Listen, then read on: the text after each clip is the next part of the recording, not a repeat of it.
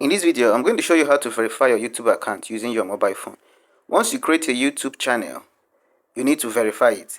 And to verify it, you will try to upload a video and then add a thumbnail to your video. So using your mobile phone, you locate the video you want to upload. Then click on Edit. Then you click on this icon to add a thumbnail. That is if you have already uploaded the video.